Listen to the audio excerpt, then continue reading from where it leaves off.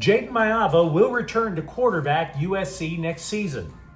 The Rams are acting as if Davonte Adams will play Thursday night, and Jim Harbaugh tried to be a loyal friend while that loyal friend was getting arrested. Good morning. I'm James.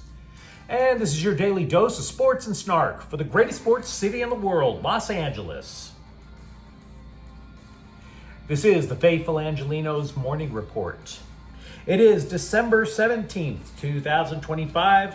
Welcome back to the home office. I'm dropping a quick clip before I head to the airport for work, which sucks. But hey, do you like being in the know about LA sports? Well, if you do, clickety-clack the like button. Clickety-clack the subscribe button. There's a notification bell. Hit that. It'll let you know when we drop an update. Sharing is caring. Let people know we exist. And by all means, comment. A quick look at the scoreboard. There were no games involving LA teams yesterday, but today, the Kings are at Florida at 4 o'clock. Top goalie Darcy Kemper is a no-go. He got whapped in the head over in Dallas. He's on injured reserve. So the Kings summoned Phoenix Copley. Remember him? They summoned him from the minor league affiliate out in the IE. From the IE to South Beach. Kudos, my dude. Kudos. Arizona State's at UCLA at 7:30, and Texas San Antonio is at USC basketball at 6. Side note, the Trojans were supposed to host Brown over the weekend. That game has been canceled. You may have heard mass shooting on the campus, not in the mood to hoop it up, which I think we can all understand. With that out of the way, what do you say we get to the news? USC has taken an unusual approach during the bowl season by announcing all the players, one by one, every last player who is staying. Who's staying. And it's gotten annoying. It's like that's all I get on my social media feed. It's simp behavior, like you're relentlessly pursuing, oh, please don't leave. Look, a college football team can have more than 100 players. So even when 20 plus hit the transfer portal, which has been known to happen at USC, you still have 80 left. We don't need 80 tweets. It's okay. But for certain exceptions, yeah, let's talk about who's kicking it. Jayden Maiava, for example. Oh, this one matters. He is the biggest piece on the chessboard for USC. He is going to be among the Heisman frontrunners for next season. The dude was 8th in passing in major college football this year, for Pete's sakes. Now, you could have easily understood if he decided to go to the NFL draft. Seriously, could you blame him? The quarterback class for the NFL draft looks skinnier than Amanda Seyfried. The Trojans' offense, meanwhile, they put up some of the most ridiculous offensive numbers in the country. And that was simply with Maiava getting his feet under him, getting competent. Imagine the possibilities of him mastering the playbook. Now, this puts a spotlight now on backup quarterback, freshman Hassan Longstreet. Would he get impatient with the prospects of waiting as the understudy for another year? And if so, does that mean he enters the portal? USC is going to be just fine either way. Because look, for all the grief Lincoln Riley gets, some of it deserved, absolutely. You simply can't overlook that he remains a quarterback whisperer. If he and his quarterback become simpatico, it's dynamite out there. Now, if you can't work with Riley, if you decide you don't want to work with Riley, there's a distinct possibility you could flame out. Now, Miller Moss, he left, we understand, and he did get Louisville to a bowl, but it's a lesser one. And Louisville has a worse record than the Trojans do. Meanwhile, we've also spoken at length about Malachi Nelson's quest towards transfer portal irrelevancy. So this is the king piece on the board, guys. Jayden Maiava returns. All the glory that was heaped on Caleb Williams a few years ago now could very easily go to Jayden Maiava. Good day if you're a Trojans fan. Feel free to let me know what you think in the comments thread.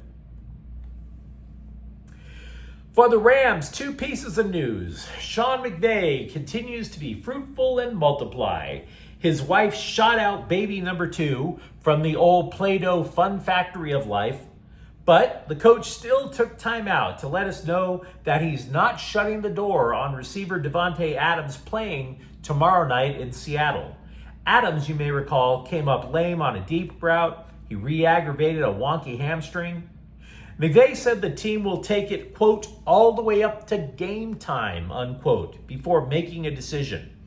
Now, this runs contrary to a report by NFL Network that we reported on yesterday, where the Rams were allegedly taking it on a week-by-week basis. Here's an uncomfortable little piece of data. Chargers coach Jim Harbaugh told the Dan Patrick Show that he texted his former offensive coordinator and former Michigan coach Sharon Moore after the coach got fired a week ago. Because the timeline is a little cringe. How much time was there after Moore got fired until Moore got arrested? I mean, I appreciate that Harbaugh wanted to support his pal. It makes you wonder what Moore may have texted back. Coach, I'm sorry, I'm in the middle of something. Either that or maybe he audibilized a text. He verbalized it by saying, Coach, love to chat, but anything I text back can and will be used in a court of law. Maybe the police had already confiscated Moore's phone, and then Harbaugh thought he got ghosted. I don't know. But kudos to Harbaugh for at least being a pal. I don't know about you. I don't know how many friends you've had get arrested in a situation like that. Most franchises are happy with win-win trades, but the Bolts straight up picked Baltimore's pocket earlier this year when they landed edge rusher Odafe Oweh. The former first-round draft pick, he fell out of favor with the Ravens. He wasn't even getting off the bench after 5 weeks. Since he came to LA, 7 sacks in 9 games, including 2 Sunday in Kansas City. Now, originally, when the trade was made, you could argue that it was because they didn't know how effective Khalil Mack was going to be. If you may recall, much earlier in the season, Mack's elbow damn near snapped in half. But that's not the case. Defensive coordinator Jesse Minter will overload the pass rush with Oweh, Mack, and Tuli Tuipulotu on the field at the same time. Because you can't double team all 3. This 3-rusher package isn't being used every down, mind you. It's only been used in 61 plays this season. But in those 61 plays, 12 sacks. Now that's the production that they had hoped that they would get back when they still had Joey Bosa. Keep in mind though, the good times are running for the Charger defense. Give them credit, absolutely. But Oweh is playing for a contract. He's on the last year of his rookie deal. So that value is going up. We mentioned Monday, the Bolts have a 90% chance of making the playoffs. Now, they should, but here's an oddity. Even a win Sunday in Dallas will not clinch the deal. They would need either Indianapolis or Houston to lose, along with the W. As for the AFC West, yes, there is a chance. There is a chance in the way that Jim Carrey and Dumb and Dumber said there's a chance. So if it becomes more plausible in the next week or so, we'll discuss it. But for now, just be content having a 90% chance of getting in. ESPN wrote this super long article on what led to Chris Paul getting dropped by the Clippers in the middle of the night. This is a story that just won't go away, even though there's nothing really new to discuss. And I know there's nothing new to discuss because I read it so that you don't have to. This story leads us all to one inescapable conclusion: that the Clippers are a bunch of cranky senior citizens, and every one of them thinks they know how the world works. Every last one of them. I'm not trying to be a Chris Paul apologist here, because he's a cranky old man too. Everybody came off like an old man yelling at the clouds. The Clippers hired Paul so that he could be a strong leader from the bench and in the locker room. And Chris Paul did what Chris Paul has always done, be that vocal leader, and nobody liked it. You know why? You know why? Because he's an old-ass man on an old-ass team, and every last one of them was set in their old-ass ways. There are two types of old people in the world. The ones who still want to go out and learn things and maybe get in a little bit of lawn bowling. And then there are the ones who are completely set in their ways. Everyone on that Clippers roster is absolutely set in their ways, like concrete. They want their oatmeal at this time. They want to make sure Murder, She Wrote is on this time. And then Paul came in and he wanted to watch Matlock instead. And that created a hullabaloo.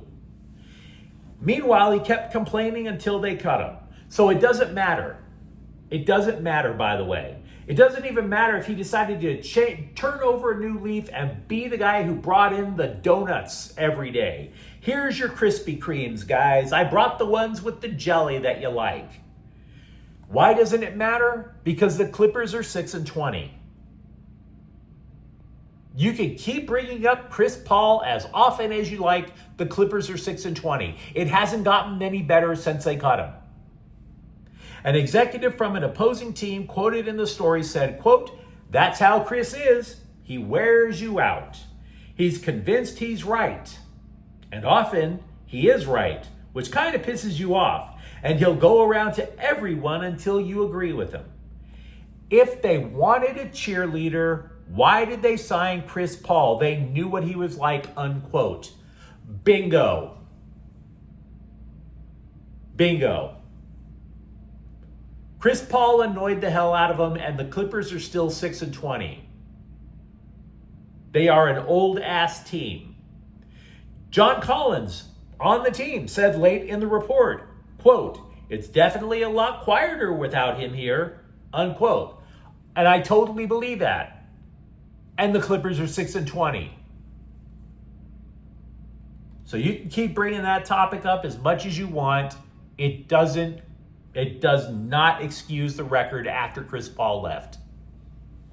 But you let me know what you think in the comments thread. Talk to me, for example, about how excited you are about Jayden Maiava returning. For that matter, do you believe Davonte Adams is playing Thursday? And if you enjoyed this update, don't forget to subscribe to Faithful Angelenos. We're talking LA sports every single day. Thanks for watching. I'm James. We will be back tomorrow from the road. Faithful Angelenos is a Corte El Queso production. Take care.